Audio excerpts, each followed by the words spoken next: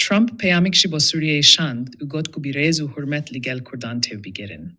Nunere taybet e seroke Amerika'ye Tom Barak, li şame bi serok komare Suriye'ye Ahmet Şerre civiya u ragihant ku serok Trump razi buye ku cezayen niser Suriye'ine ben ragihant. Tom Barak li serna ve seroke Amerika'ye Donald Trump u vezire Karender ve Marco Rubio li şame bi serok komare Suriye Ahmet Şer u vezire Karender ve Eşet Şeybani re hevditinek pekani. Ligor nuçegehania rudave, di hevditine de buyeren dawiyen li helebe u pevajoya ve guhastina diroki ya Suriye'ye hatin gotubeş girin.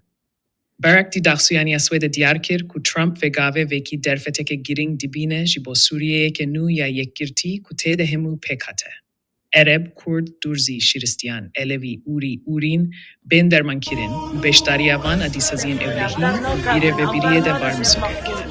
Tom Barak, diyarkir ku cezayen niser Suriye'ye tenrakir. Jibo naskirina ve derfete, vi Trump kebulkir, ku cezayen rake da ku şanseke bide Suriye'ye jibo vi peş vekice. Hükümeta Amerika'ya piştgiriye dide ve guhastina dirokiya Suriye'ye, u piştgiriye dide hükümeta Suriye'ye ya divin serokatiya Ahmet Şer'de. Barak di daxuyaniye de balkişan ser rola hezin Suriye'ya demokratik u kurbani danawan ali diji daişe. Barak dest nişan kir ku hükümeta Suriye'ye pabend bunaxwe ya bi peymana entegrasyone ya adara 2025'ana bi eşestiyere duçare kiriye. U viha pedeçu.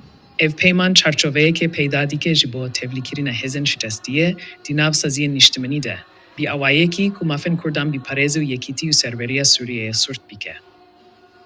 Nunere Amerika'yı diyarkir ku bu yeren dawiyen li helebe şerten ve peymane diksin xetereye u ev jiverevşe geleki bi fikarin. Tom Barak bangi hemu alyan ki. Em bangi hemu alyan dikin ku heri zedeswe bigirin, tavile şerra westinin u ligori peymanen dehe adare u yeke Nisana 2025'an indi navbera hükümeta Suriye'ye u şestiye de vegerin. Tundi deskeftiyen ku pişti ketina rejima Beşar Esad hatine bir deshistin dihemetirsiye. Tima Rubio amade navbein kariye cikel. Didavya daxuyaniye de hat diyarkirin ku tima vezire Karenderve, Marco Rubio amadeye ku di navbera hükümeta Suriye u HSD'ye de hesan kariye bike jibo pevajoye ke berpirsiyar.